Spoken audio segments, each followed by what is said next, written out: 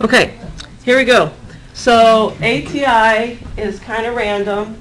I tried the best I could to pick stuff that kind of corresponded, but I'll go through and look at that again this weekend.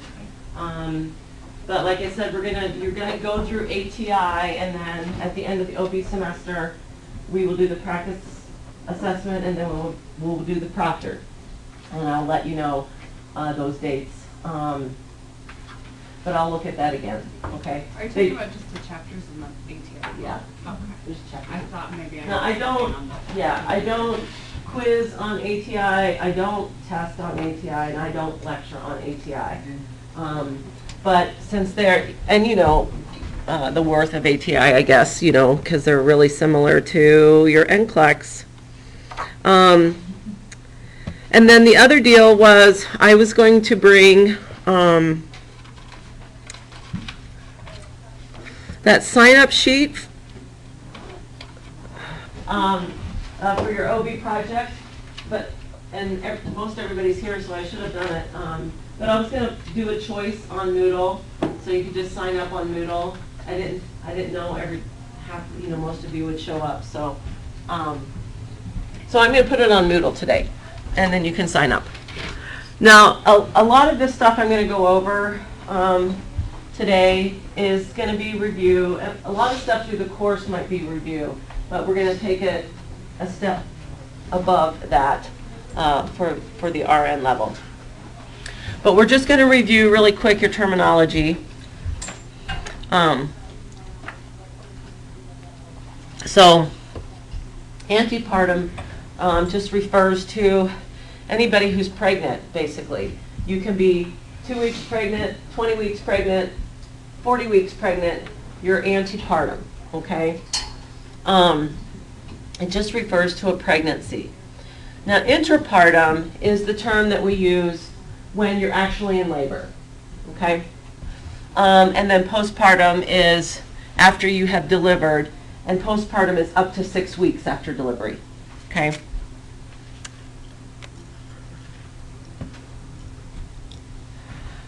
Gestation refers to the weeks of pregnancy.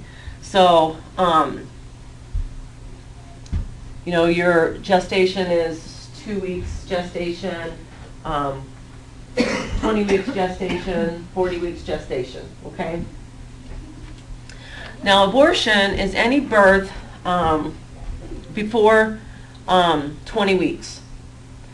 And that can be an elective loss of pregnancy or a spontaneous loss of pregnancy. In the medical field, we just call those losses abortions.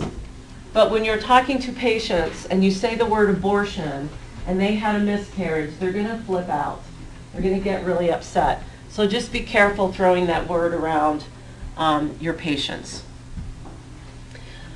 Term is, you know, the normal full duration of pregnancy, 38 to 42 weeks. They're always trying to change those weeks. But anyways, 38 to 42 weeks. Now they talk about early term and they talk about late term. And the reason why they designate those is because those babies have increased risks, okay? So they want us to be aware that when we're taking care of a baby, that we don't just say, well, this is a term baby. We want to let the other people know that this is an early term baby so that they can be more vigilant in their care. But anyways, early term is from 30, you can see, is from 37 to 38 and 6/7 weeks. Later term is from 41 to 41 and 6/7 weeks. And then term, full term, is 39 to 40 and 6/7. And we want to know what gestation this woman is, especially if someone's going to be coming in and trying to do an induction. So there's a big standard out there to not do inductions before 39 weeks. And if it's a PRIMIP, and we will talk about PRIMIP, but you should remember what PRIMIP is, they're talking about not doing elective inductions before 40 weeks or even before 41. Okay? Anyways. So preterm or premature labor is any labor between 20 and 37 weeks. Because remember, 37 weeks starts the early term babies. All right? So your preterm, if you're between 20 and 37 weeks, you're having an abortion if it's before 20 weeks, right? Post-term is anything after 42 weeks, and a stillbirth is any baby born dead after 20 weeks. And we say born dead because a baby can be born and take one breath and have a heartbeat for 1 second, and they're not born dead. They're born alive and they die. Okay? So born dead is no respiratory, no respirations, no heart rate. Okay?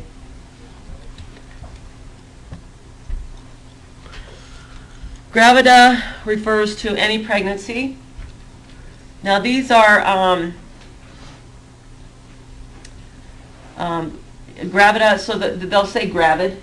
She's gravid 1, or G1. That's her first pregnancy. Or she's a gravida 2,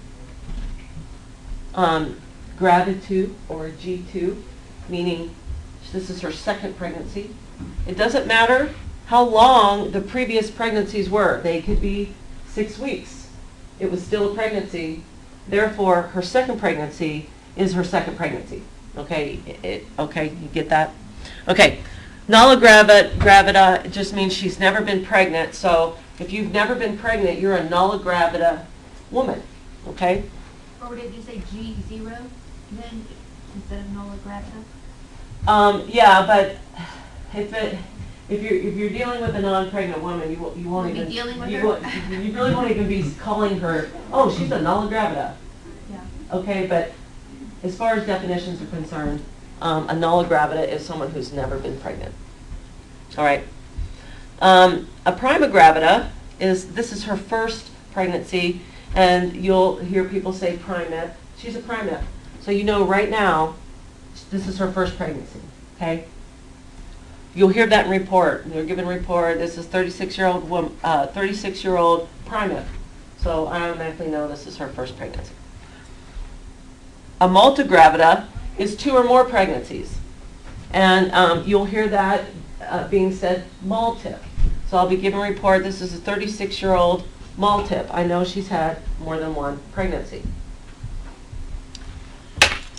Wendy, you said a primip is somebody who this is her first pregnancy?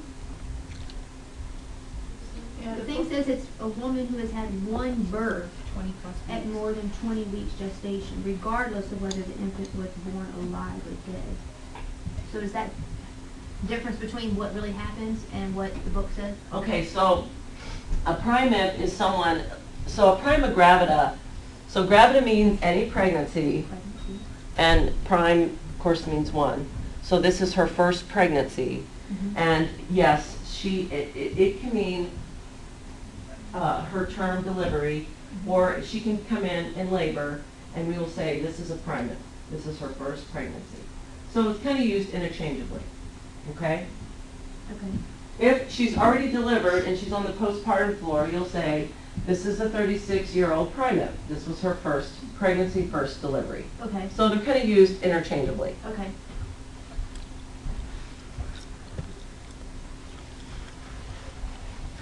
Now, a prima para, and this is why these words are used interchangeably, because para means a birth after 20 weeks, okay?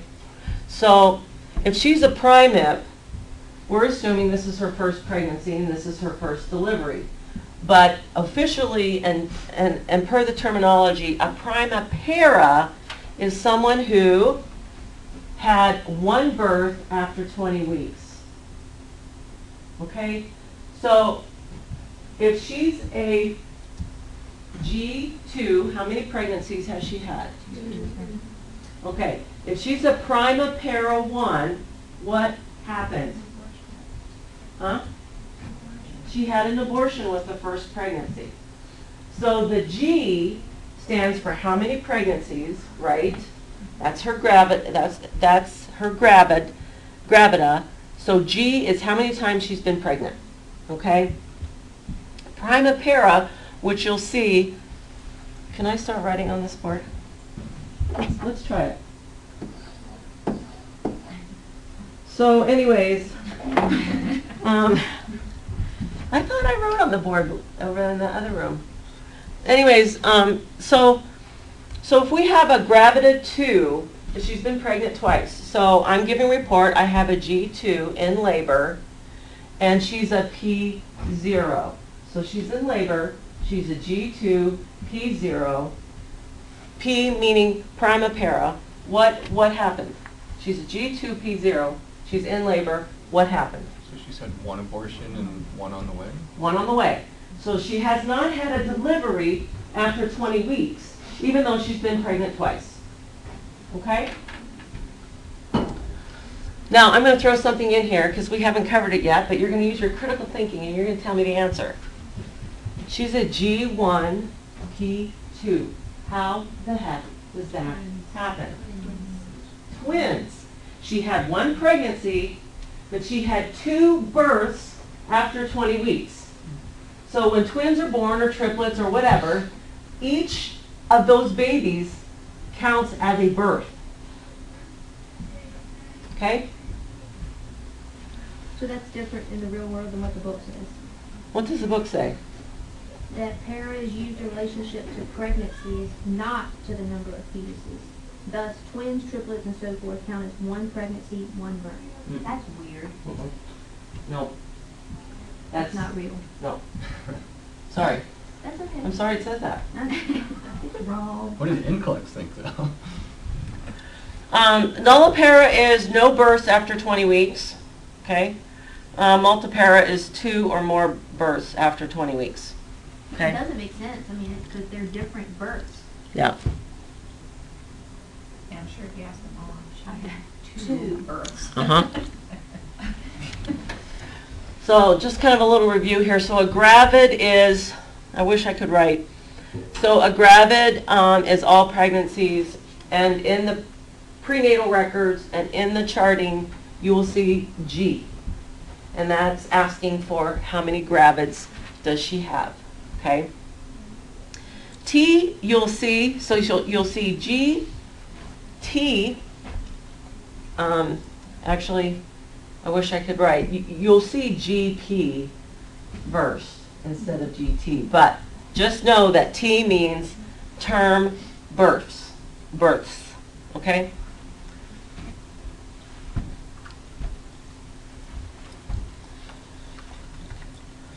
All right, and then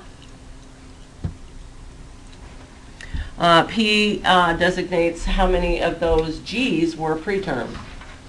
Okay, so if you had a G for T2, P2, what are we saying? 2 preterm, right. A will designate the number of abortions she's had, whether they're spontaneous or elective.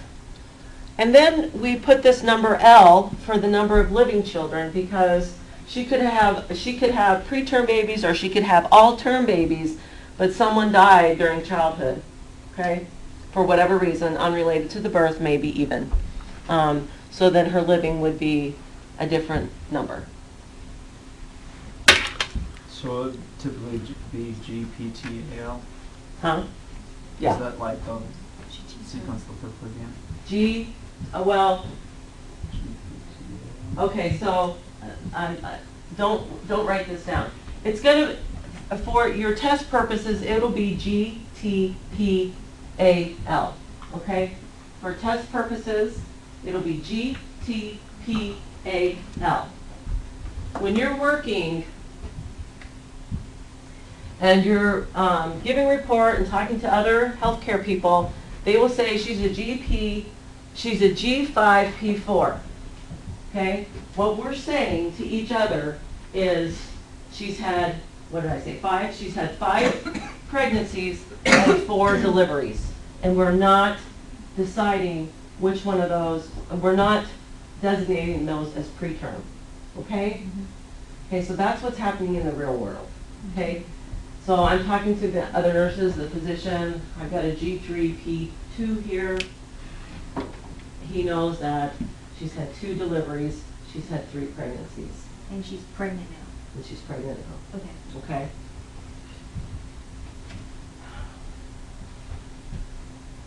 This is one of those things that, in Ginger's thing, where local and best practices are different.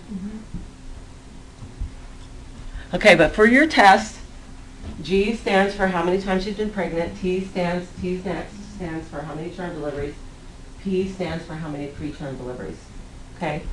But when we go into clinic and you hear report and they say she's a G3, P3, that does not mean she's had 3 preterm babies.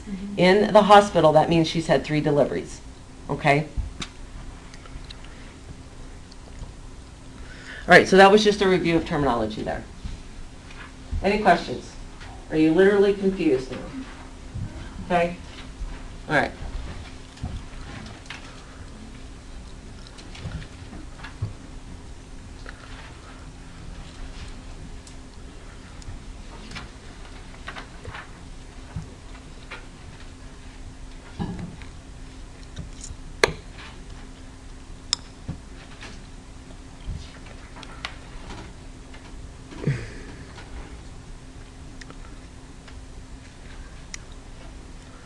Get out of the way.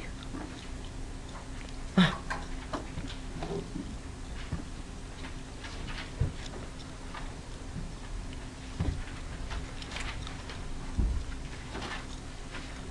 All right. So chapter 17, I'm going to cover a few things. I don't know that I'll be covering everything in there. I just want to review some more terminology. So the pelvis. So there's the true pelvis, and I didn't write it here, there's the false pelvis. The false pelvis is that whole cradle above the linea, something or other. What is that bone? What is that bone? Someone help me. Linea, huh? What? Prominence? Linea prominence? So anything above there is the false pelvis, okay? And then the true pelvis is when the baby is actually kind of engaged, okay?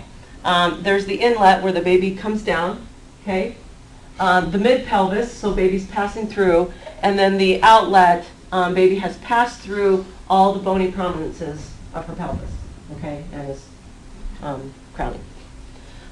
There are 4 types of pelvises. The gynecoid, which is the most favorable for birth. There's the android, which is most similar to a man's pelvis. The anthropoid, it's also favorable for birth. And then the platypoid, which is not. Okay? You can look at the shape. I don't know if I have the shapes. You can look at the shapes in the book if you would like to see what those look like. But I'm not going to have a diagram on the exam, but I might have a question that says something along the lines that we did our pelvimetry, we assessed and measured our pelvis, and we've determined this woman has an android, pelvis. Will she probably deliver vaginally? Huh? Android. Sorry, I said android. I said anthropoid, but I meant to say android. Okay? So just know which ones are good and which ones are bad, and you can go look at those if you'd like. Okay? But I'm not going to have a diagram of those. All right. Now, as far as and no one does pelvimetries anymore. Okay? We just assume that everyone can push a baby out until they can't, and then we go to the C-section room. Why is that? Huh? Why? I don't know why docs aren't doing that anymore. It's a skill, and I guess they just haven't been keeping up on it. I don't know why they're not doing that. It's not a nursing function to do. But anyways, yeah, they're just not doing it. They're really basing a woman's ability to deliver more so on the size, their estimated size of the baby. Okay, so the baby, so we have a pelvis, we have a gynecoid pelvis, apparently, and now we have this baby. And the head is our biggest obstacle, besides the shape of her pelvis. The head, as you know, as you remember, is not a solid skull like yours and I. It's divided into sections, and it's separated by these soft spaces called sutures, and then these bigger spaces called fontanelles. Okay? Now, when we do vag exams, and we try to determine, one, do we have a head, okay, and two, how is that head facing, will tell us, you know, how difficult this labor and delivery is going to be. But the things that we're feeling for is we're trying to feel for these sutures and these fontanelles, or, well, I said it backwards, fontanelles and sutures. The anterior fontanelle is bigger than the posterior. It's more shaped like a diamond or, you know, a square. And the posterior fontanelle is shaped more like a triangle. So that's kind of how you identify those. And this suture is the biggest and longest suture, so you kind of just get practice feeling the differences between those. And then when you determine what you're feeling, you can say whether or not you think the baby is facing front or back of mom or facing one side or the other.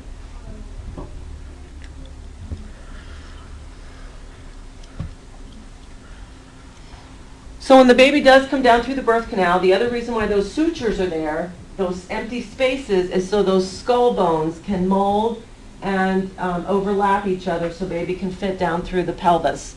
And that's called molding.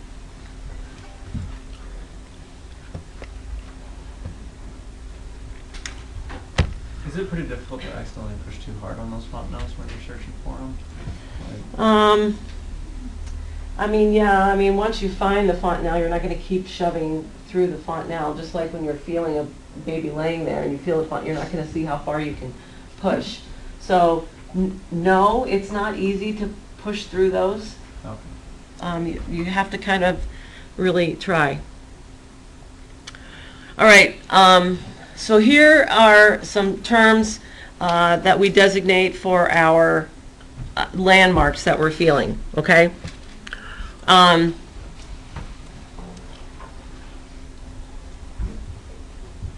Okay, for your test, this is your vertex, the kind of the back of the head, the skull, okay? The forehead part, sinciput. So for your test, you need to know those terms, okay? Occiput is this lump back here in the back of the skull. When you're working and you're communicating your vag exam to someone, you will always hear vertex. If the head is down, you will always hear vertex. You will not hear someone saying, I felt the sinciput, or the baby is sinciput. Okay? You will hear the baby's vertex, the baby is head down. Okay? But for the exam, please know mentum is chin, and you might hear chin, but you won't hear mentum. I don't think I've ever heard anybody say mentum. I heard them say chin. But anyways, the medical term for chin is mentum.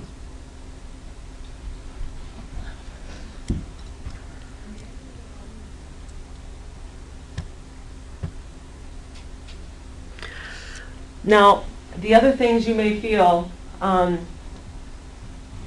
with the head down there is you may feel the face, you may feel eyeballs, you may feel the nose or the mouth. So baby is coming down in the largest diameter possible. This baby will probably, I'm just telling you this, this baby will probably not be delivered vaginally if they're coming like this through the birth canal. We want them coming like this through the birth canal. Okay? So this diameter is so much smaller than this diameter. All right, and that's why when you're hybrid, you come to class and you can see all my little contortions. All right. Now, the other thing we talk about the baby is the attitude. We've got some nice names. Basically, we're wanting to know, is the baby in the fetal position that we all think of when we think of babies, in the fetal position? Okay, the flexed position. Okay, arms in, knees up, head tucked. Okay, that's a normal position. If baby is all extended or contorted, trying to come down through the birth canal, we're going to have a problem. Okay. And so on your exam, you need to know fetal attitude, and that flexion is normal. Unless you're doing an ultrasound, you may not know what attitude your baby is sporting, okay? You could do a Leopold's maneuver, and if you're really good at it, you might be able to figure that out.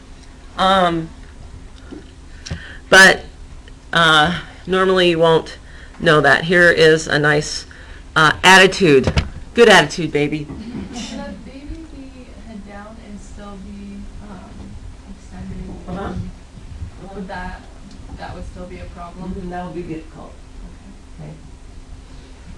Okay, so the fetal lie, how is the baby lying in relation, how is baby's spine lying in relation to how mother's spine is lying, okay? So if we're saying mother's spine is vertical and the baby is transverse, how is that baby laying in there? Is that baby head down? No. That baby is transverse, and that won't be delivered vaginally unless we can get baby to turn. Okay? So longitudinal is when baby and mom's spines are parallel. So baby's either head down or butt down. The spine is still running the same way. And transverse is baby's spine is completely transverse to mother's. Okay? Wendy, with C-section being an option in most facilities and situations, how much effort is going to be spent on trying to turn a baby, maybe who is transverse, and trying to get that baby to move? Yeah. So we might try a couple of, the doctor might actually come in and try to do an external version where he manipulates the mom's belly to scooch baby around. We might try to position that mom on her hands and knees for a while, see if that causes baby to turn. So we might try for a couple of hours, but the problem with turning any baby that's in any position at term while in labor is very difficult. At term, there's not a lot of room, okay? And then if you're fighting against the forces of contractions, it makes it very difficult to turn babies. Did you? Would it be like really dangerous too at some points, or no? Well, there's of course a danger in goofing with the placenta. There's a danger in goofing with a cord and maybe causing a tangle or a nuchal of some sort. Nuchal being the cord being wrapped around baby's neck or even torso or something like that. But that being the case, even if we do cause a nuchal, we can still do a vaginal delivery as long as baby's tolerating that, okay? Or is that something they would really do earlier on, maybe a few weeks out? Yeah, so like if they detect that mom's transverse or breech or not head down, they might at 36 weeks, up to 37 weeks, they might try to bring her in and do a version. So when they bring her in, we start an IV. We have IV pain medicine ready to give. Some doctors say just go ahead and give it. We have a medication called terbutaline or Breathine. I don't know if you guys have heard that, but it's actually an asthma medication, okay? And we use that to relax the uterus. Sometimes we will go ahead and give that. if she's contracting or to keep her from starting to contract after we do the procedure. And so we bring her in and we do the version, and then we do a non-stress test to make sure baby tolerated that, and then out the door she goes, and hopefully baby stays down. Okay. If they get the baby turned. So with Vertex and your sense put, how are you? You're not saying the baby's Vertex, right? What would you actually say? If the baby's head down, Yeah, we would say baby's vertex. you would say the baby is Yeah. Vertex. Okay. If baby is head down, I would call my physician, I did a badge exam, she's 2 centimeters, she's 90% of phase, she's vertex. Okay, let her labor. If I did feel a chin or face, I would definitely tell my physician that, because it might be something that we might try to correct before we let her continue to labor. So do you not usually use longitudinal and transverse because you're talking about Now if, head? yeah, we won't say longitudinal, because if we're saying vertex, or even if we're saying breech, we're also saying longitudinal. If baby's head is down or baby's head is up, baby's spine is still longitudinal, okay? So Right. it's just assumed. But if baby is transverse, if I reach in there and I feel elbows and knees, if I feel a shoulder, if I feel the back, if I feel anything but vertex, I'm definitely going to let him know, because we can't really proceed with labor if we don't correct that. Okay? So if I did a vag exam, she's 5 centimeters, she's contracting every 2 minutes, and she's transverse, dude, get in here. Okay? That's what would happen. He'd have to either come in and try to turn that baby, or he would come in, and if she agreed, we'd just go straight to section. Will the natural contraction of the uterus, since it's contracting starting at the top, will that sometimes turn that baby? Well, that would be great if that did, especially if mom is moving. Okay. And we do a lot of hands and knees when we have babies in funky positions. But the other thing is, if those contractions are so frequent and so strong that they just start wedging baby, okay? And so there's no turning gonna happen.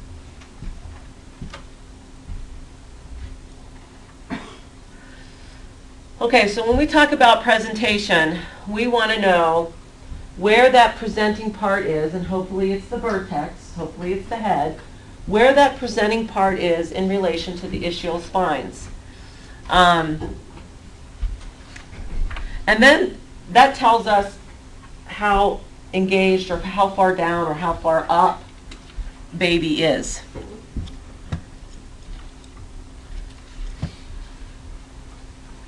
And when we're doing a vag exam and we're trying to discern the level of the ischial spines, you'll do your vag exam and you'll feel the cervix, how dilated, how effaced it is, and then you'll take your fingers kind of on the floor of the vaginal wall, and you're going to try to feel these ischial spines, okay?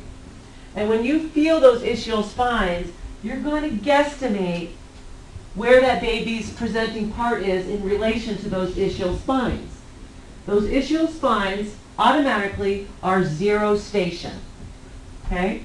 So is the baby above 0 station or below 0 station? All right, so when we say above and below those ischial spines, we're using our finger and just kind of guesstimating how many finger widths from the ischial spines. Okay, so a finger width is 1 centimeter, depending if you're a man or a woman, or a very tall woman or a very short woman. And so it's a guesstimation, it's very subjective. So you may go in and say, she's at 0 station, and where's some big hands? And Jack may go in and say, yeah, no, that's not 0 station, that's -1 station or something, okay? So there might be a little difference. So minus is up. So minus is up. So each finger is 1 centimeter, so she's either -1 station, that means she's 1 finger above the ischial spines, or if you think it's about 2 fingers, then she's -2 station, which is 2 centimeters above the ischial spines, okay? And then vice versa, if you're going the other way, if she's 1 finger width below the ischial spine, she's a +1, or 1 centimeter below the ischial spines, okay? +1, +2, and so forth, okay? And it's very subjective. So you try to have the same person if you're. You try to have the same person checking dilation and station as often as possible, okay? All right, here's just some more views of that. I'm sorry. Oh, it's on the next one. So basically what I said here about the station. And here is a picture of that. So the ischial spines being 0 station, and depending on where the top of the presenting part is, and we're hoping the presenting part is a vertex, okay? You know, you'll decide how many fingers. Is Okay? it pretty easy to fill this week's part? No. No? Sometimes I can't feel them at all, and I'm like, let's see, I'm having to go this far to get to baby, so okay, -2. Kind of hard to get practice with these type of things. Yeah. So when you're in clinicals, if you have a labor patient and she has an epidural, please, please, please get your hand in there. Okay? Right? Vag exams are very uncomfortable physically, and they're uncomfortable otherwise, okay? But for a student who's learning and poking and digging and all this stuff, if she has an epidural, she won't know as far as the physical pain and discomfort. So get in there and try to find cervixes. It seems super easy to me when I go in there. I'll have new nurses come in and say, hey, will you go double check? I think she's 8 centimeters. I'm like, oh my God. So I go in there and check and she's 2 centimeters. I'm like, how did you miss that? It's difficult to learn. I do remember back in the day, I'm like, clue. Where is it? I know it's in here somewhere. Are we gonna be doing this on Monday in the lab? I'm going to have a fake cervix and a We just fake have such vagina. an idea. And it's not going to be, it's going to be super easy on the fake one, but it'll kind of give you just a little bit of practice. Because one thing that can be confusing is this baby can be at 0 station, very low, okay? But the baby is, so here's the uterus. Now, hybrid people, you can't see what I'm doing, so maybe you should come. So here's the big old uterus, okay? And here's the cervix, okay? And the head is coming down, okay? And this is the front. This is the front of me. The head is coming down, and look what I'm doing to the cervix. Where am I putting the cervix? I'm putting it in the back. So I could have this big old head down there, and I could be checking her. I'm like, oh my God, there's nothing but head here, and there's no cervix. Maybe she's ruptured. And that's what, maybe she's completely dilated. And that's what that's where a lot of mistakes happen, is they can't find the cervix. All they feel is this big head. So they say, oh my God, she's complete. But then you got to say to her, okay, you're not complete. I'm sorry. But I'm going to have to go in and find that cervix. So you tell her, take your fists and put them in the low of your back. That helps turn her pelvis up. And then you just dig a little more and you go behind the head. And then you find, oh my God, you're just a fingertip. Okay? So it's really cool. And then you can do vag exams and you're right there and you know you've got to be right there. And you need to go off to the right or the left. Sometimes the cervix is doing this number. And so it's not as easy as it seems like it would be. I mean, where else could it be? I mean, you're in, like, okay? So when you're feeling the head that the cervix has been pushed to the back, you're actually feeling the head through the uterus? Yeah. Well, through the lower uterine wall. segment, okay? Right. Which is basically the uterus. Can I use your text? Yeah.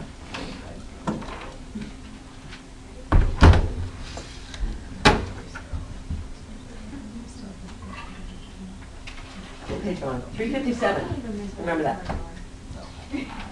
Okay.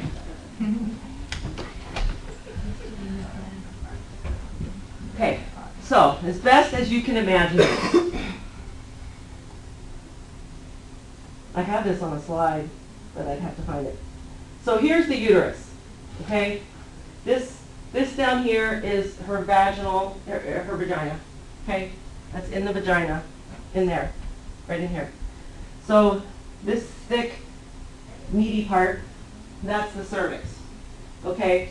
It's part of the uterus, okay, but it's called the cervix, okay? So when that head is coming down, okay, it's pushing this meaty part back.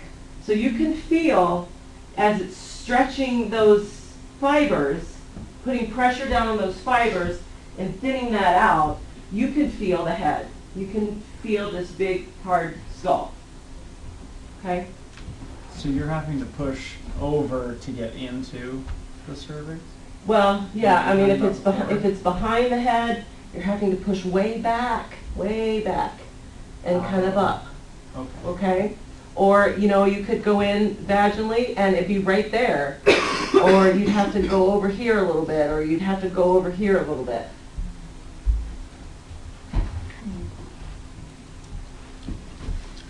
Okay. All right. So, now we're talking about fetal position. That was fetal presentation we talked about for station. Now we're talking about fetal position. And when we're talking about right, left, anterior, or posterior, we're talking about mom's right, left, anterior, or posterior, okay? And then so if we know which side mom's right and left is, and we know which side mom's anterior and posterior are, now we're going to say what part of the presenting, or where's the presenting part facing, okay? All right?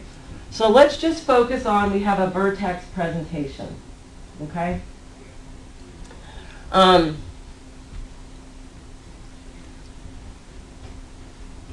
I want you to forget about mentum right now, okay? Forget about everything except occiput. When we're talking about fetal position, and we have a vertex presentation, that's the correct one we want, we're going to designate where the occiput is facing, where the back of the head is facing. Because we're hoping that's what is really being engaged, okay? Or the back of the head. We're saying, where is that facing? Is that facing mom's left or right? Is that facing mom's anterior or posterior? Now, if the occiput, or the back of the head, is facing mom's front, where's the baby's face? Posterior, and vice versa.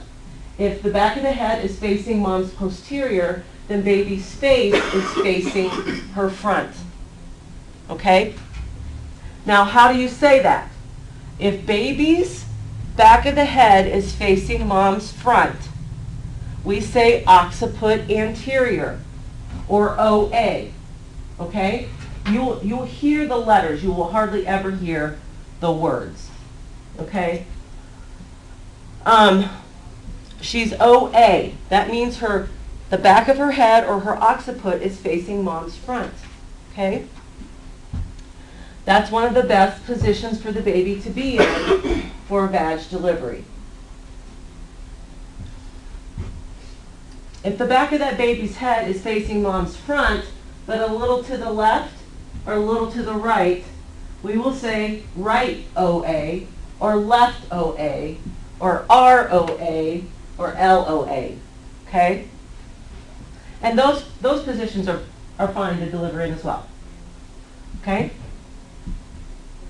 Because what happens when that head is delivered, if that head is straight on OA and coming out, what position are the shoulders in? Right here. Coming through, okay?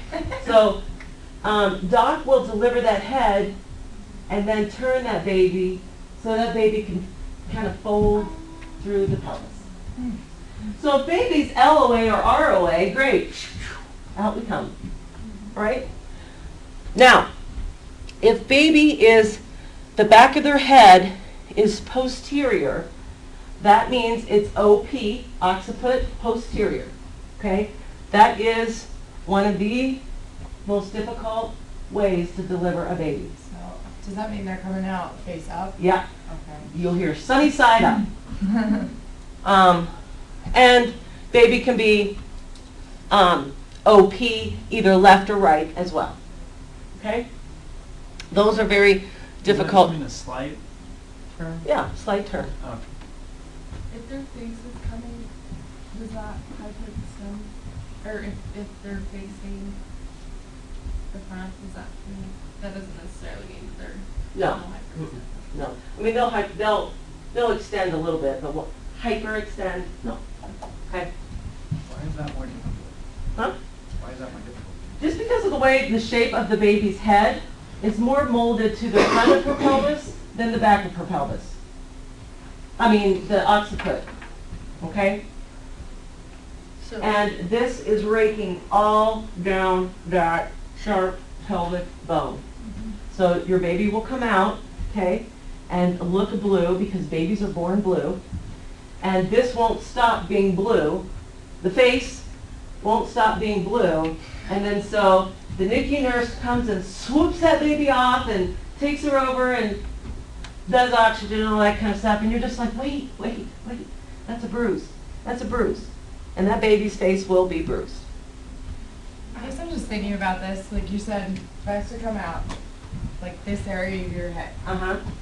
And so when I'm thinking about this, if they're coming out that way face down, it seems just like it would be weird. Like the body would be like way pushed forward. Do you know what I mean? I don't, but it's all good. When you see an actual delivery, you'll see how it just works. It was, Could you make sure we see one of those? I'm gonna do everything in my power. Okay, so anyways, so that's occiput, okay? So mentum is our chin, and the chin can have all the same designations as the occiput. It can be anterior, posterior, it can be right, left. If that chin is coming out, if that chin is what you're feeling, I would be very shocked and sorry for this mom if she was able to deliver that vaginally. Okay, if the chin was coming. The sacrum, of course, is the butt, and we'll talk about breech and all that kind of stuff, but we don't want to deliver breech babies vaginally. Does it happen? Yes, but we don't try to do it on purpose. The acromion is the scapula. So baby's coming down transverse position, that shoulder is coming down first. It could be the back of the shoulder, the front of the shoulder, the side of the shoulder. Ain't gonna happen, okay? how often is it that they are coming it down in those like bad positions? So breech presentation, if you've got a gal laboring and she's breech and you get to any advanced dilation, shame on you. These should be caught before she's laboring, okay? And they are, most 99% of the time they are, like they're caught this way prenatally. and either they're scheduled for a version or they're just scheduled for a C-section, okay? But if she's in labor, and this is what we get. We get someone without prenatal care that comes in, laboring, maybe even ruptured her membranes, she's advancedly dilated, and we go to check her cervix, and she's advancedly dilated with a breech presentation. So we're all just running around as fast as we can to try to get her into OR, okay? The transverse position, where you've got a shoulder, again, like, this woman should not be laboring, and then all of a sudden someone find a shoulder, okay? So when you're doing your vag exams, you've always got to assess what presenting part you have. And usually if you have a vertex, you're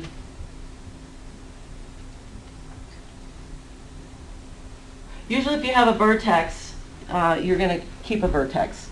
Now the one difficulty with the vertex is the baby's head can come down kind of cattywampus, you know, or some wrong configuration, and we just try to reposition this woman and get that baby to turn. But if a baby's coming down cattywampus, then her progression, her dilation will probably halt. Because if the baby can't get down and put pressure on that cervix and start engaging in that pelvis, her progression is going to go nowhere. Okay? She's just going to keep banging out contractions and not moving that baby. Okay, so forces of, any more questions about that? Yeah. Just so I was wondering if a baby's engaging like through its chin, the mentum, it's hyperextended, right? Mm-hmm. Is there any danger to the fetus? Yeah, so we could do some injury to the ligaments and possibly nerves. If we let that continue and baby gets really extended, we could possibly do some damage to the pharynx. Okay? So we want to try to fix that and not let this woman descend and progress in labor with an abnormal presentation. That's shame on us. Okay? We need to try to fix it. All right, so your forces of labor, of course, are your uterine contractions, and then they're also her abdominal musculature, her ability to push with the contractions. So when we talk about contractions, we want to know how strong the contractions are, okay? The increment is, when you see this on paper, the increment is as the contraction is building in strength. The acme is the very highest point that it gets, and the decrement is it descends into normal relaxation, okay? This looks like a bell on the piece of paper, okay? And then we want to know the frequency, duration, and intensity of the contraction. Frequency, when you start a contraction at 10 a.m. period seconds, okay? And then that lasts for however long. And the next contraction starts at 10:05. You start from the beginning to the beginning when you're timing contractions. Not from the end of one to the beginning of the other. You start from the beginning to the beginning. Okay? And then the duration is from the time it starts its increment till it's completely down its decrement. How many seconds is that? That's the duration. Now, when this traces out on paper, it's measured in millimeters of mercury, which is pressure, and it corresponds to a number. But when you're monitoring on the outside of the body, it's a very poor indicator of how strong these contractions are. You can have a very low body fat woman have contractions that look astronomical, and she's rating them a 1 because she has no body fat to interfere with the pressure reading, so it makes these contractions look humongous. Or you can have a fluffier gal that has these contractions you can barely see, and she's rating them a 10. Okay? So how do we assess for intensity with an external monitor? Does anybody remember? No, when you're using, right, okay, but when you're using an external monitor, how do you assess the intensity of the contraction? Doesn't it just go by the rigidity of? Put your hand on the. Right, the rigidity. So you're pushing on her belly to try to determine how strong that muscle is flexing. So if you flex your bicep and you feel it's really strong, or if you're just sitting there and it's Oh, is that like, just the tip of your nose? so it's the tip of your nose, so she's contracting mildly, right here, the tip of the nose. That's how easy it is to indent a contraction. If you push on your chin, that's a moderate intensity contraction. And if you push on your forehead, up here where the bone is, not down here by your brow, but up here where the bone is, or up here where your hairline is, that's a strong contraction. Very general, okay? But if you're running Pitocin and you're using an external monitor and your physician says, how strong are those contractions, you're going to have to tell them they're one of these. Okay, they palpate mild. He'll say, well, bump that up, bump that Pitocin up, okay? Or they're palpating strong, and he's like, okay, good, we've got adequate contractions, okay? Now, if you're running Pitocin and you're not getting good tracings on the contractions, you do want an internal monitor, right, girls? The internal monitor, if you remember from our tour, is a little catheter that goes in the uterus, and it's a very accurate measure of how strong those contractions are, okay?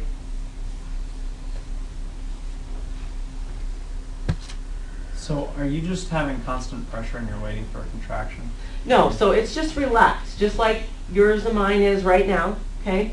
We call that the resting tone, okay? That's the resting tone. So it's kind of like a straight line across, and, you know, it palpates very soft, okay? Very soft. But here you can see what these look like on paper. So here's the increment, here's the acme, here's the decrement, and there's the resting tone.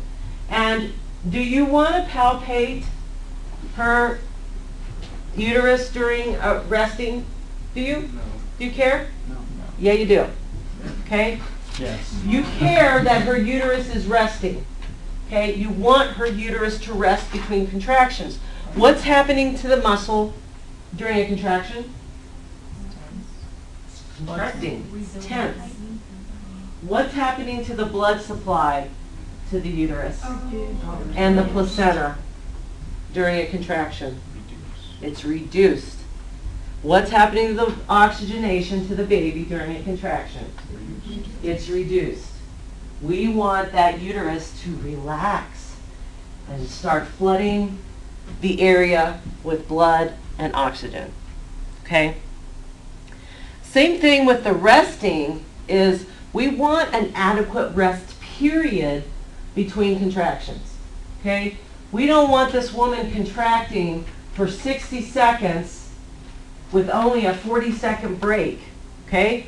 Go underwater for 60 seconds, come back up and breathe for 40, and go under again for 60 seconds, and do that for 12 hours. Okay? You're going to be tired. Okay? It's exactly what's happening to baby. I mean, not that dramatically, but I want you to know that this baby, during a contraction, is getting decreased oxygen, and then in between contractions is when baby gets revitalized. Okay, so we need a break in there.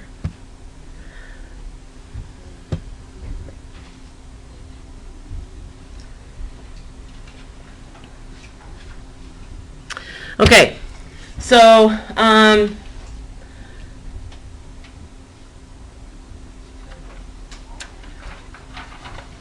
this is not on the exam, and I meant to pull it out, but so estrogen is responsible for stimulating uterine contractions. Progesterone is responsible for relaxing the uterus, but estrogen is responsible for stimulating uterine contractions. Okay. And you know, the collagen fibers in the cervix are broke down.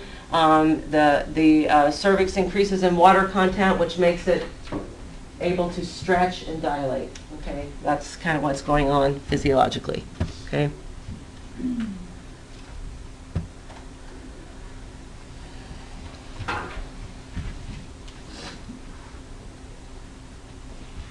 Okay, so this is kind of the physiological description of dilation and effacement, okay? So the upper uterine segment kind of stretches and pulls on the cervix, okay? And so that makes the lower uterine segment or the cervix expand, okay? And dilate and efface and thin out. So here's just a series of pictures to kind of show you this happening. So this woman is not dilated or effaced at all, okay? Do you guys know where her cervix is? Yes. It's this part down here, okay? Right. Okay? So the upper part of the uterus is actually pulling up a little bit so that the pressure down here kind of puts pressure and thins it and opens it. So it faces it and dilates it. So Wendy, for practice, so this baby is ROL. Right. L. Oh, that's right. Yeah, that's correct. L, yeah. So this baby's O, occiput, is anterior or left. Okay? We don't necessarily know that it's so much anterior, but it's definitely left, and it's not posterior. So far we're okay. Would his chin be tucked a little bit more? When Huh? he's starting to engage? Well, I don't know how engaged this baby is, so what this is right here, that's the bag of fluids. So you'll hear the term, she's got a bulging bag. So what that means is, as baby started descending in the uterus, a pocket of fluid got trapped between the baby's head and the uterine wall. And so there's a bag of fluid, and you can feel it. It's a bulging bag of fluid is what we call it. Is that bad? No, but what you want is you want to call your physician and say, she's got a bulging bag of fluid, will you come in and break her water? No, I'm on the 8th hole, okay? I'm like, dang it, like I could have this girl delivered in a couple hours if he would just come in, okay? So I'm going to turn the recording off. Never do this. This is wrong, okay? Do not do a very vigorous, rough badge exam. To break the bulge. Don't do that, okay? I'm not saying I've done that. I'm just saying don't do that. Okay? Don't do that. Anyways, now this is showing the cervix is completely dilated and completely thinned. Hey Wendy, to measure effacements in like the practical world, do you just kind of go by dilation, or is there a better way? So to effacement tell? is the thickness of the So you cervix. can actually feel it. Yeah. And so it's very subjective, and it's based on what her cervix was before labor ever started. And you don't know that because you're the labor nurse, you're not the clinic nurse, and she just came in, dilated and effaced to some point. So you're just guesstimating effacement. But when you get to 80, 90, 100% effaced, you're definitely going to know what that feels like. Okay? 100% effaced is so super thin. I mean, this is 100% effaced. Paper is 100% effaced. That's how thin it is. Okay?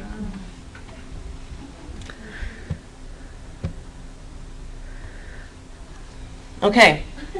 Okay, true labor.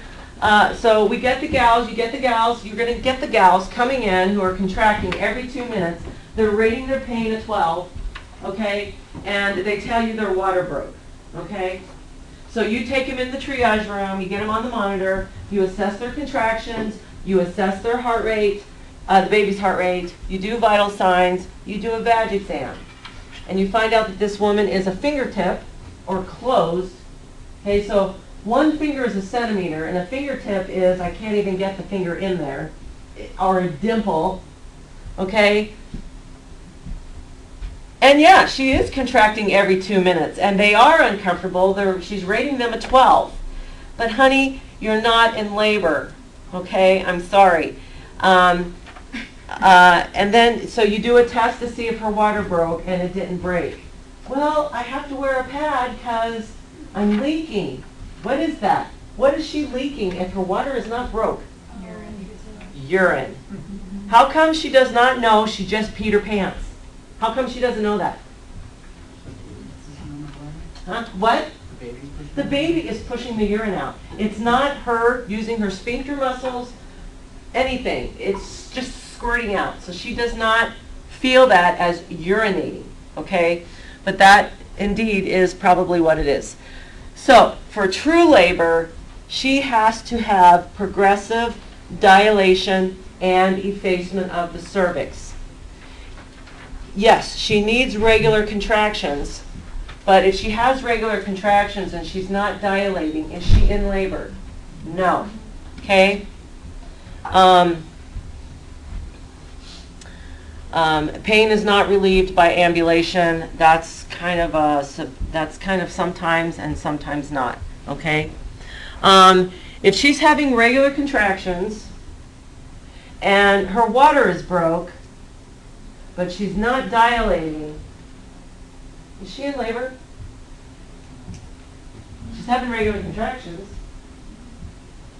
Her water's broke. There's no going back from that. Is she in true labor? No. If she is not dilating and effacing, she's not in true labor. And now we need to put her in labor because her water's broke. If she's term. Okay? So, false labor is no cervical effacement and dilation, irregular contractions, but she can have regular contractions. But if she's not dilating, she's not in true labor.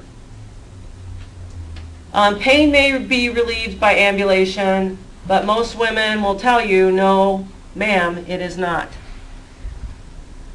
Okay?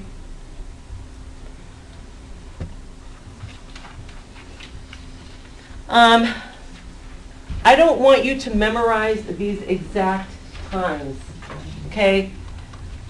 For the null para person, I want you to know 8.6 hours exactly. No, okay? This just gives you a general idea of the norms for how long it takes a person who's never had a delivery or never had a labor, how long it takes her, and then how long it takes someone who's had more than one baby. Because typically, each baby comes faster, okay? But you can see here, in the first stage of labor, do you remember the first stage of labor? What is the dilation for the first stage of labor?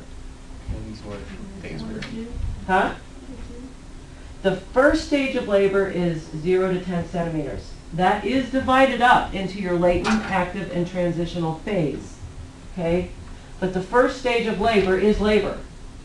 It's when she's going from however dilated to completely dilated, okay?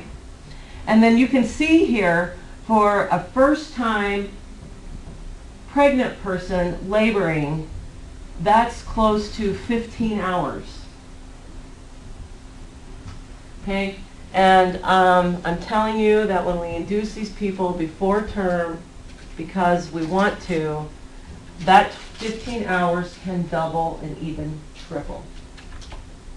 Don't induce your women until they're ready. Okay? Anyways, you can see with the multip woman, like her labor to complete dilation can be, 7 hours. It can be 1 hour. Okay? These are just general time frames. Okay? You can see the dilation. So I do want you to be aware of, if I tell you that my person is 5 centimeters dilated, I want you to know whether or not she's in active labor or whether she's in transition, or of course whether she's in latent. Okay? Cervical dilation is really important when it comes to pain medication options, whether you're going to use Pitocin, whether you're gonna sit and watch a bad baby, okay? If I have a bad baby at 2 centimeters, I do not want to watch that baby until 10 centimeters. Someone fix the baby. Somehow fix that baby. But if she's 8 centimeters and she's having a bad baby, I will tolerate it if I can get her to deliver vaginally, okay? Bad baby, you mean like bad position, right? Bad baby as in bad heart rates. Bad heart rates, that's how baby talks to you, is through their heart rate. That's how they tell you how they're doing. And if my baby is telling me they're doing bad and I know delivery is going to happen pretty soon, I will do everything I can to support that baby and get a vaginal delivery. Okay? But if my baby's bad at 2 centimeters and I start putting the stress of a long labor on top of a bad baby, we're going to go south in a hurry. Okay? So anyways, I want you to know the dilation and what kind of phase they're in their first stage of labor. Okay? It would be nice for you to be familiar with the contraction pattern in the certain phases. Okay? So the question might be, your patient is contracting every 2 minutes. Okay? They're dilated to 6 centimeters. All right, and she's asking for pain medicine. What phase of labor is she in, and is it appropriate to give pain medicine? Okay, all right. So would you feel comfortable giving an active labor patient pain medicine? Yeah. Yes. All right, if she's contracting once every 10 minutes, she's 1 centimeter dilated, and she's asking for an epidural or pain medicine, what phase is she in? Latent. Latent. Do you feel comfortable giving her pain medicine? No. No. Why do you not feel comfortable doing that? She wouldn't progress enough. Right. So if you relax those contractions, she's going to stay 1 centimeter. Okay? All right. So is it a general rule that you won't give pain meds until they're over 3 centimeters? It's a general rule that we try to enforce, but with the overuse or abundant use or the routine use of oxytocin, we will let them have whatever they want. This is in the real world. We will let them have whatever they want at whatever centimeters they are if I can run Pitocin behind it. So I will not let her labor slow down. And a lot of times we bring these women in for induction and they're 1 centimeter and we slap Pitocin on them right now. Okay, and if we're trying to knock on the door to tell the body, let's get going, she can have all this pain before someone opens the door. Okay, before she starts dilating and doing anything, she could be having contractions every 2 minutes that she rates a 20 and wants pain medicine, and I'm going to give it to her because I'm also giving her Pitocin. Okay. All right. Wendy, totally off topic. Yes. I'm sorry, go ahead. No, it's, I was just gonna ask, at the end of the chapter, there was the case study, and it talked about, the Prostaglandin gel? yeah, the prostaglandin gel, and how you would explain that, and when that would be used, and, it didn't really discuss that much in the chapter. Okay, so we use a couple of medications. The purpose of those medications are to make the cervix more favorable for induction. So we need to induce this woman, her cervix is closed. We can't just slap Pitocin on there and expect it to go well, okay? We know from history that that doesn't go well. So there's a couple of drugs that we use, prostaglandin type drugs, to make the cervix more favorable. So as you saw in the previous slide about the collagen fibers breaking down and the cervix increasing its water content, that makes it more favorable. So that's what our goal is using those medications. So they don't necessarily dilate the cervix. They make it more favorable so that it will start dilating when we start. So if they're having true contractions, you can use that Okay, so if they're having true contractions, regular frequent contractions, we will not use a prostaglandin, okay? Now, I told you that prostaglandin is just for making the cervix more favorable, and that it doesn't cause dilation or effacement, and it doesn't cause contractions. However, a side effect of these medications is irritability, and a woman will start contracting, okay? Now, if you put a cream in there, and this woman's already contracting every 2 minutes, and you irritate that uterus even more, can you take that cream out? No. So if they're having regular contractions, we will never use a prostaglandin that we can't get out. There is one that we can get out. It's called Cervidil. It's like a little soap on a rope. We put that in there right next to the cervix. We leave it in for 12 hours. We pull it out, and then we start our induction with Pitocin 12 hours later, okay? If during that 12 hours she starts contracting regularly, we can pull that out. But the gel, and then another medication we use is called Cytotec, and we use that for a lot of different things. But anyways, Cytotec we use to make the cervix more favorable. It's the tiniest little tablet. It's actually an oral tablet, but we cut it 4 times and put this teeny tiny little tablet in there. Okay, we do that every 4 hours. But if this woman starts contracting regularly, we can't get that out. Okay, so we don't like to do that when women are contracting regularly. In other words, but it softens the cervix. It gets it ready for induction, so that when we start pounding it with PIT, it'll actually start dilating.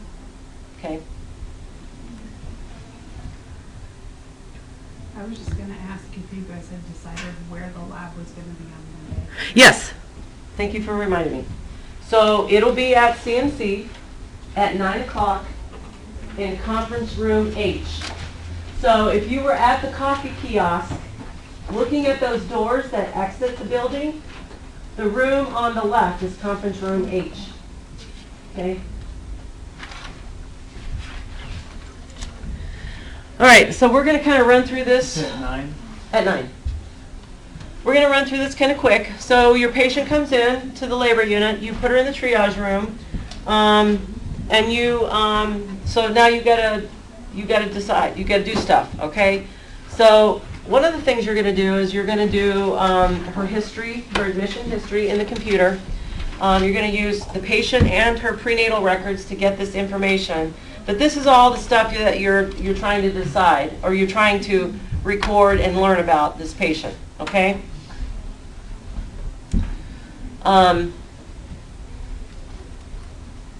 Allergies, medications, all the kind of normal stuff you would ask any admission, their surgical history, their medical history, previous pregnancy history, current pregnancy history. Previous pregnancy history, of course, we're going to want to know, did she deliver at term? Did she have to be induced? Was it a spontaneous labor? Did she have any problems during her labor? Did she have any problems postpartum? And did she have any problems during the actual pregnancy? Okay? And then pretty much the same thing with current pregnancy. How did her prenatal course go? Does she have any problems? Okay? Her G's and P's. That's what that is. Her gravidas and paras. Okay? Her pregnancies and her deliveries. How do you want to feed your baby? Who's your pediatrician? Did you take prenatal classes? Who cares? Why do we care? If they took prenatal classes. Less anxiety. Less anxiety, less stress, more coping mechanisms. Okay? Or if you're Nurse Ratchet, less work for me. No, that's not what you think. And labor preferences. How does she want to labor? Does she want to walk? Does she want the jacuzzi tub? Does she want pain medicine? Who does she want in the room with her? Who do you need to be guarding the door from? Okay? And then you'll do your physical assessment, of course. You'll do your psychosocial history and status. And you'll do a cultural assessment. Okay? Wendy, is it rare to have someone come in who has not had prenatal care and you have no background on No background, no prenatal care, I'm sorry, I was thinking no prenatal classes. Yeah, a lot of people don't take classes anymore. Yeah, we get a rare few. But it is rare. Yeah, it's rare. It's a big red flag, okay? It's a big red flag if someone comes in without prenatal care. Why? Because of their iron, Folic acid. Okay, so as far as their physical status, their labs, their physical status, any chronic health problems you don't know anything about. But as far as someone who doesn't get prenatal care, why? Why are they not getting prenatal care? Is it just because they don't have enough money? Do they really not know they're pregnant? That has happened. Are they trying to hide from authorities? Is there previous abuse in this household? Do we need to call social services? And are we going to need to take this baby? How can you really not know you're pregnant? Like, I just. sometimes birth control. Okay, so I don't know how you cannot know because I knew I was I actually pregnant don't and my know. pregnancy test said it was negative. But okay, so here's my two experiences. My boss in my OB unit, she was pregnant for 6 months before she knew. That's Are you my kidding head. me? And then we had a patient present to the ER with severe abdominal pain. She had 2 master degrees, an educated woman. Okay? They worked her gallbladder up and realized she was pregnant. At term, it seemed like. Yeah, she was in labor. Really? Okay. Had All right. It's just really Yeah. bothering me. I know, right?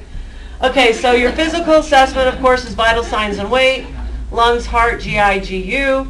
You're going to assess her abdomen. You're going to assess edema, hydration status, perineum. You're looking for lesions. Who cares about lesions? Baby. Baby cares, right? Okay. And then we're going to ask, have you had any headaches or visual disturbances? Why do we care? Preeclampsia. Abdominal pain, same, like she's in here for abdominal pain because she's having contractions, but I'm talking about abdominal pain, not uterus pain, not contraction pain, okay? Worsening preeclampsia. Nausea, vomiting, constipation, or any urine problems. Why would I care if she's constipated or have urine problems? That might be the reason why she's contracting and she's not in labor, okay? Maybe she has a UTI. Or maybe she's constipated. Okay? Or maybe she's had 2 or 3 days of nausea and vomiting, and all that retching has irritated the uterus, made her dehydrated. The number 1 reason for premature contractions is dehydration. Number 2 is UTI.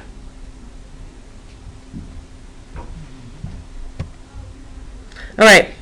So then we're going to assess her labor status. We're going to assess the contractions. We're going to check her cervix. We're going to see what we have down there in the pelvis, check the baby. We're going to decide if we think her membranes are ruptured or not. We're going to check our fetal heart rate status. So if you have a woman coming in and she says she's in labor and you check her, she's contracting every 2 to 3 minutes. Her cervix is 2 centimeters. Is she in labor? I don't know. Because I need to see cervical change. Some women can come in at 2 centimeters. I've had women come in at 4 centimeters and I've sent them home because they were not in labor, because their cervix did not continue to dilate. Okay?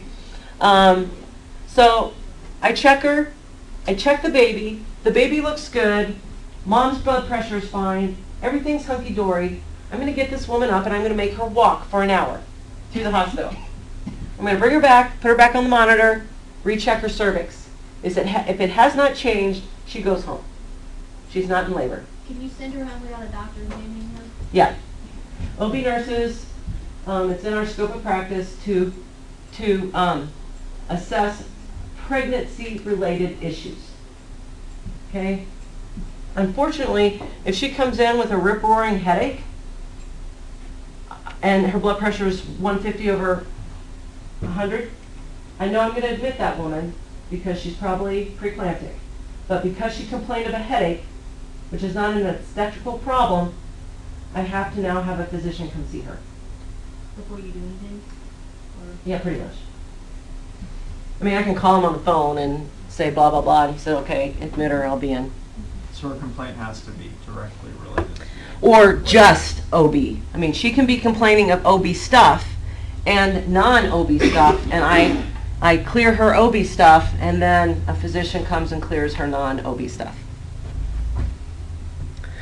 All right, cultural preferences, people in the room, what they want to wear, you know, how they want their labor to go, privacy issues, touching issues, okay? I am a very bad nurse, and I touch my people, and sometimes I've touched too much, okay?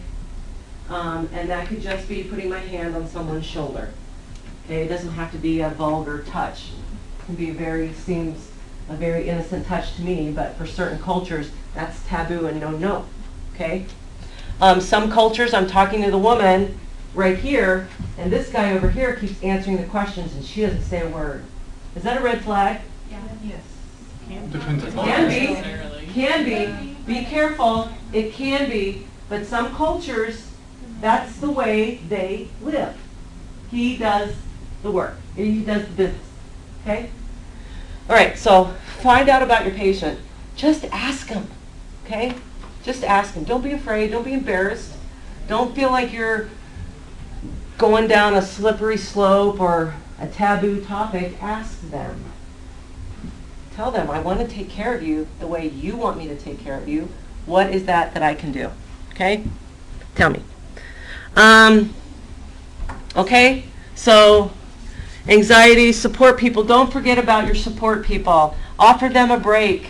Hey, you've been in here working with her for a couple hours. Do you need to go to the bathroom? Do you need to go get some coffee, something to eat? Let me stay with her while you go. Okay? Or you may end up needing to help them help her. I will not stand at someone's bedside for 12 hours sweating and bending when I've got some guy sitting on the couch on his phone. I will not do it. He will get up or get out. Okay?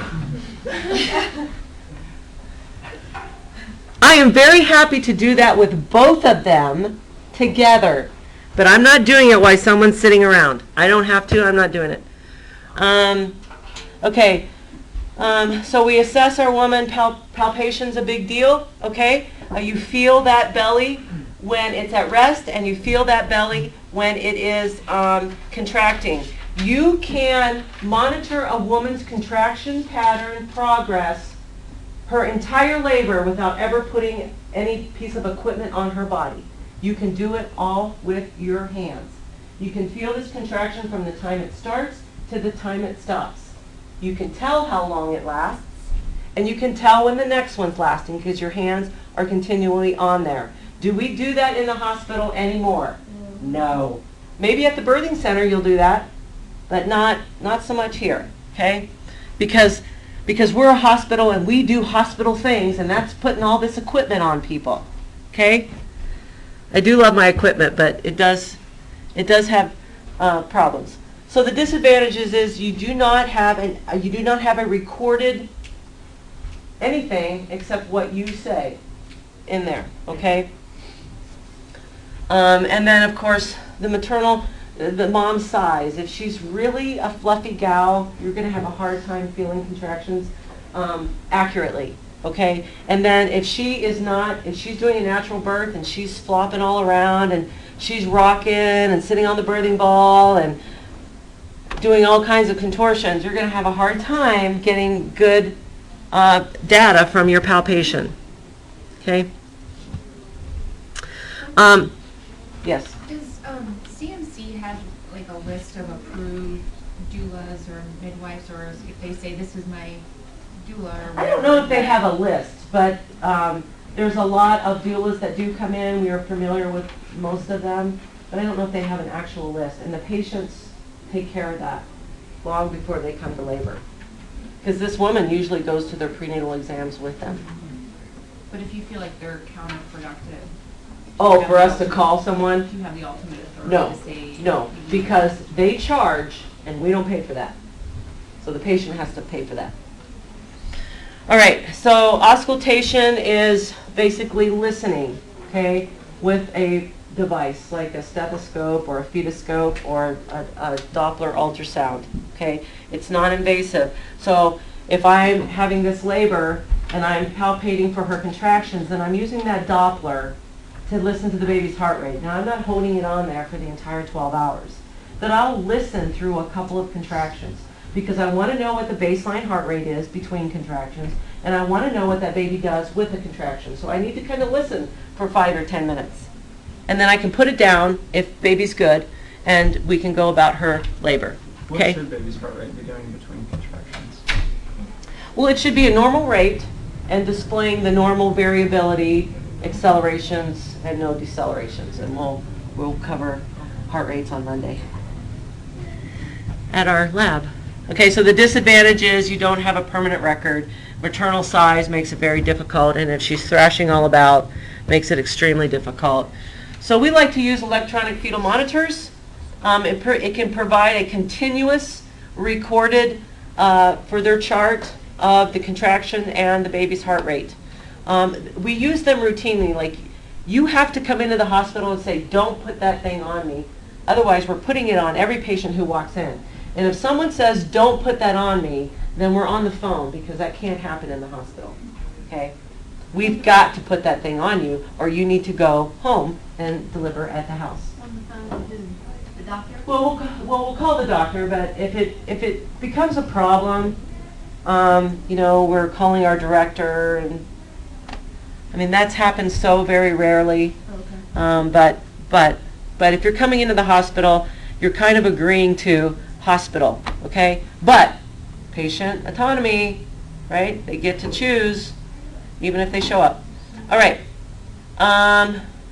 So if you're high risk, it's going to be on you continuously, okay? If you're low risk, we can put it on you, monitor you for 20 minutes. If everybody's okay, we can take it off. You can go walk the halls. But if you're high risk, it's on you the entire time. And we can do the external or the internal monitoring.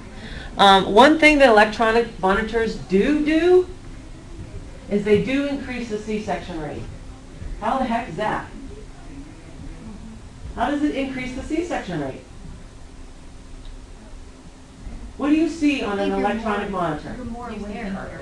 You see things that are wrong. Not necessarily wrong, but you see them, and I think it's because of liability, our gut is to say that's wrong, we need to do something. Right. We need to do something. You're not going to find someone to say, well, let's wait and see if those late decels really do kill this baby, Right. or if we could do a vaginal delivery. Okay? No one's going to do that. They're going to see bad things with the baby, and they're going to say, we're going to the OR. Okay? So it increased our C-section rate. We have tried over the years to find some sort of something to put in there on the baby to monitor baby's oxygen saturations, because it's hypoxia, it's hypoxemia that's the problem. It's asphyxia, it's an asphyxiated state, it's a acidotic state that we want to avoid for babies, okay? But if we're just relying on the heart rate to tell us that this baby's acidotic and having a problem, then we're going to go to C-section. But if we could put something in there that tells us actually how that baby's doing, then maybe we could avoid some C-sections. If we see the baby's heart rates are bad, but our oxygenation is good, then who cares?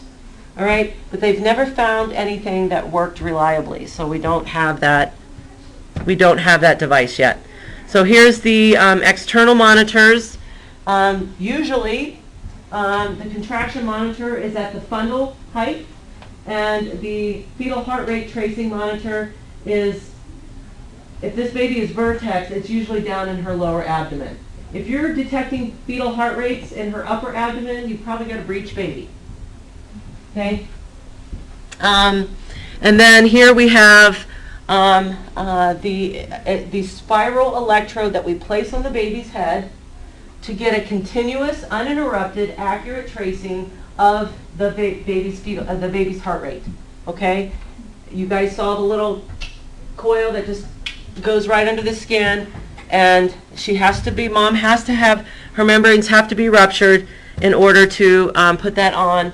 The nurse can put that on, okay? I don't have a picture of the intrauterine pressure catheter, but that can also go in there as well. You would see that little intrauterine pressure catheter. It would come in and it would probably just be laying right here, right in her uterus.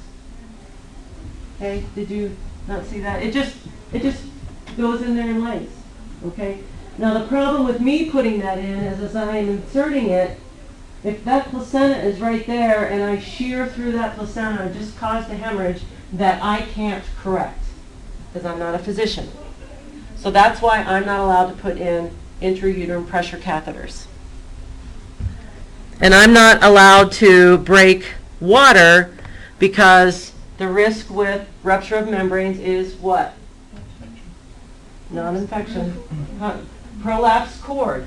That cord can come rushing through with the amniotic fluid. I've got an obstetrical emergency and I'm not qualified to take care of that because that's a C-section. Okay? Does it happen when the physician's not in-house? Yeah, it does. Scary, scary, scary stuff. Okay. This is just a review of the labor progress of latent phase, active phase transition. I don't know why that got thrown in there. I don't know why that's thrown in there, but so when we do vag exams, we're assessing effacement, dilation, station, which is what? Spine. Right, where the presenting part is, and then what the presenting part is, okay? And then here's my best help for a vag exam. So you usually use 2 fingers. You go in, and here's the cervix. So that cervix is closed, okay? But if that cervix, I would actually put my fingers through the cervix, and however far I could open my fingers tells me how dilated she is. And for my fingers, this is 2 centimeters, okay? So just a little relaxed open is 3, a little more is 4, okay? When I get to 8, okay, I'm as far as I can stretch without really tilting my fingers. And this is 10, okay? If I've got my fingers open as wide as I can go and I can't feel cervix on either side, you can push. But this is a great picture to show you. So this cervix is anterior. So I just go in and there it is. Okay? This cervix may be shifted to her posterior and that head may be sitting there. So I'm feeling that head and then I have to go all the way around it to feel that cervix. Or it could be on the left or the right of her vagina. Okay? Is that going to correct? Yeah, it will. Yeah. Hey, Wendy. Where? What type of gloves do you use when you're... Just a sterile glove. So we have, in the labor rooms, in the drawers, we have packets of single sterile gloves. Okay, so this shows you're doing a vag exam. You're assessing the vertex, okay, or the occiput, and you're feeling these fontanelles, okay? And you're feeling the sutures, okay? And depending on which one you're feeling, you can now say which way she's facing, okay?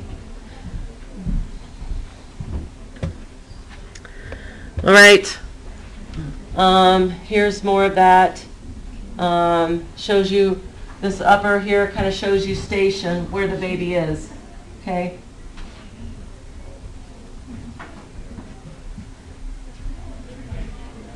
All right, so when I was trying to remember the term for linea prominence or something, where the true pelvis or the inlet of the true pelvis starts, it's right here, okay? So anything above that is the false pelvis, anything below that is the true pelvis, okay?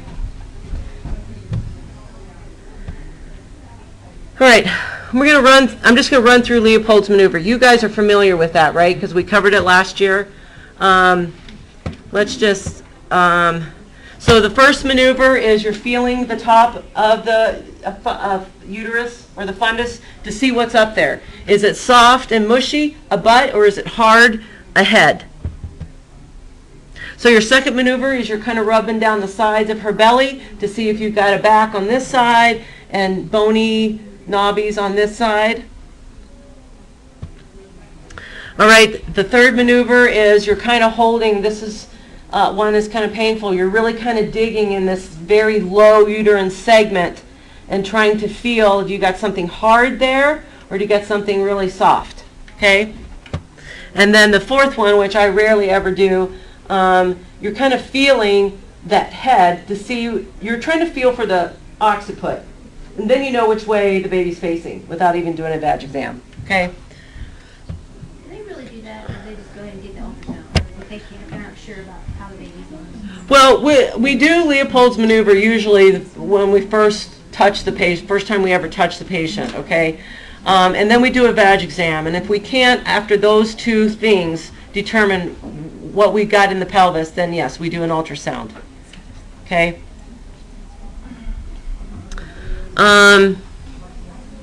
So, auscultating the baby's heart. I'm not going to cover this right now because I'm going to cover it more on Monday about how often you have to assess heart rates and how often you have to document, because assessment and documentation are not the same. Okay? If you're auscultating, you have no paper spitting out anywhere. You're just listening. You have to assess and document at the same intervals. But if you've got an electronic monitor continually tracing that fetal heart rate, you have to assess that heart rate at certain intervals, but you don't necessarily have to document at those intervals. So we'll cover that Monday.